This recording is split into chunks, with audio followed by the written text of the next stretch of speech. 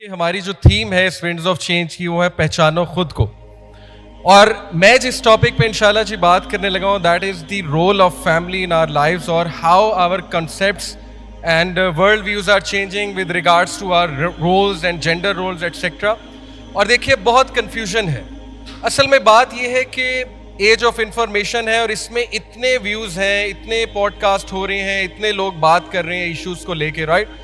تو کہیں نہ ہم بہت پولرائزڈ ہو چکے ہیں. ہمیں سمجھ نہیں آ رہی کہ اصل میں ہم نے اسلام کے مطابق رولز کرنے ہیں یا ہم نے جو ہے وہ ویسٹرن کانسیپٹس کے مطابق رولز کرنے ہیں, رائٹ؟ ڈفرینٹ ازمز اور اسکزمز کا اس وقت جو ہے وہ ہم شکار ہیں. بہت سے دیکھیے اس وقت ہمارے سامنے ازمز اور اسکزمز ہیں. لبرلزم ہے, فیمنزم ہے, دی امریکن ڈریم ہے, obviously then there is capitalism and then there is materialism, then there is moral relativism. تو یہ اتنے ازمز اور اسکزم ظاہر ہے اپنی جب ideologies T V series movies کے تھرو پروموٹ کر رہے ہیں, ڈفرینٹ نیریٹیوز ہمیں مل رہے ہیں, تو ایک عام انسان نا کنفیوز ہو جاتا ہے کہ ایکچولی میں نے کرنا کیا ہے. میں نے کیریئر بنانا ہے یا میں نے گھر میں ٹائم دینا ہے؟ کیا میں ملٹیپل جابس کر لوں؟ کیا پیسہ کمانا زندگی کا مقصد ہے؟ کیا پیسے سے ہر چیز آتی ہے؟ اور آبویسلی آپ کو پتہ ہے کہ فیملیز میں کانفلکٹس کتنے بڑھتے جا رہے ہیں.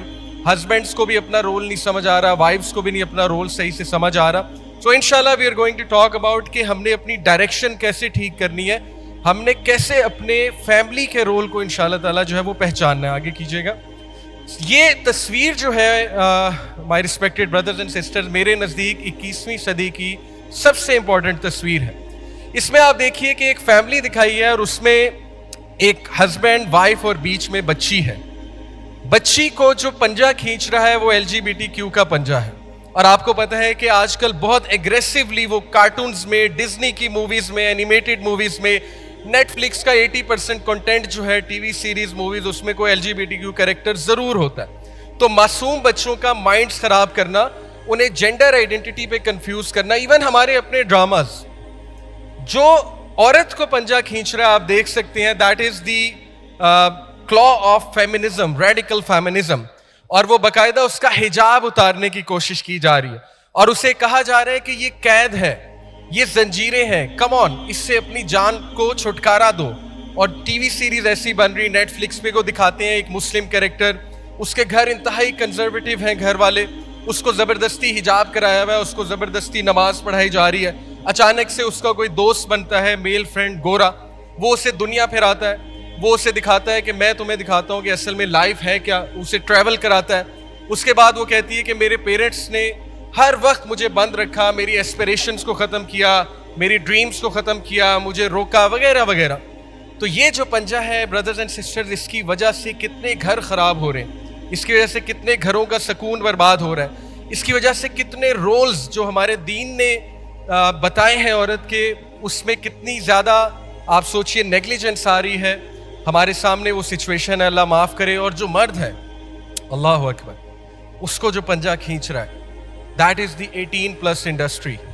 And you know what is meant by the 18+ industry.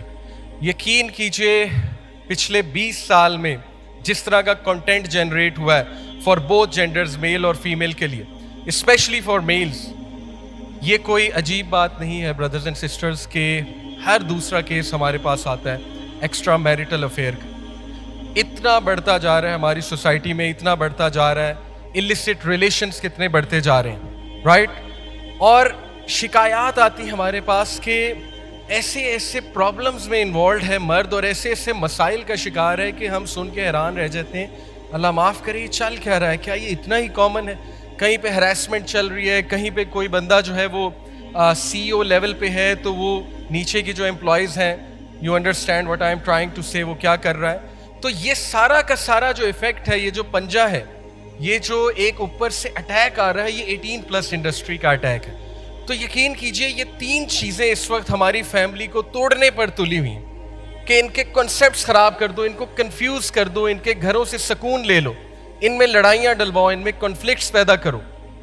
So that is a very relevant picture of 21st century. اچھا, میں کچھ آپ کو اسپیسیفکلی ازمز اور اسکزم سمجھانا چاہوں گا کیونکہ ٹاپک ایسا ہے کہ اس ٹاپک میں we really need to create a balance, اور ہمیں ایک بیلنسڈ ویو سننا بہت ضروری ہے. میں آپ کو بتاؤں کہ بیلنسڈ ویو بہت مشکل سے ملتا ہے آج کل آن لائن. ایک ایکسٹریم سائڈ وہ ہے جنہوں نے اسلامک رولز کو اس طرح سے انٹرپریٹ کر کے عورتوں کو بتایا ہے کہ عرف کو بالکل اگنور کر دیا, کسٹمز کو اور کلچر کو بالکل اگنور کر دیا, جس کی وجہ سے میں بہت سخت الفاظ استعمال کرنے لگا ہوں کہ ہمیں ایسے ایسے کیسز سننے کو ملتے ہیں کہ ہمیں فیل ہوتا ہے کہ why is she being so ruthless, sorry to use this word. یعنی دین اتنا روتھلیس بھی نہیں ہے جتنی روتھلیس ڈیمانڈز ہم کر رہے ہیں. دین میں احسان کا کنسیپٹ ہے, کمپرومائز کا کنسیپٹ ہے, دین میں بہت سی اور چیزیں بھی ہیں. سملرلی جب میل سائڈ پہ آئیں تو ان میں بھی بیلنس مسنگ ہے. وہ بھی کلچر کو اسلام سے زیادہ پریفرنس دیتے ہیں, وہ بھی عرف کو, کسٹمز کو اسلام کے بھی اوپر رکھ دیتے ہیں. اور یہ دونوں جو ویوز ہمیں مل رہے ہیں, ہم سے جھوٹ بولا جا رہا ہے. آج کی صدی کا سب سے جو بڑا جھوٹ ہے دیٹ از کہ ہم ہائپر انڈیپینڈنٹ ہیں. ہم سب کو سپر ڈوپر انڈیپینڈنٹ ہونا چاہیے, ہمیں کسی کی ضرورت نہیں ہے, ہمیں اپنے پیروں پہ کھڑا ہونا چاہیے. اب یہ سننے میں بہت اچھی لگتی ہے بات, لیکن اس کا ہمارے سب کانشیس پہ ایفیکٹ کیا ہے برادرز اینڈ سسٹرز؟ آہستہ آہستہ ہم اسٹرینجڈ جنریشن بنتے جا رہے ہیں. آہستہ آہستہ ہم سیلفش بنتے جا رہے ہیں. آہستہ آہستہ ہماری جنریشن ایلوژنس آف چوائس اس فینومینا کا شکار ہوتی جا رہی ہے کہ میرے پاس تو چوائس ہی بہت ہے. اسی لیے تو ڈیورسز ہوتی ہیں نا, because we have created this illusion کہ there are lots of choices. اگر تمہیں تھوڑا سا بھی نہ ملے, never settle for anything less, because there are so many others waiting for you.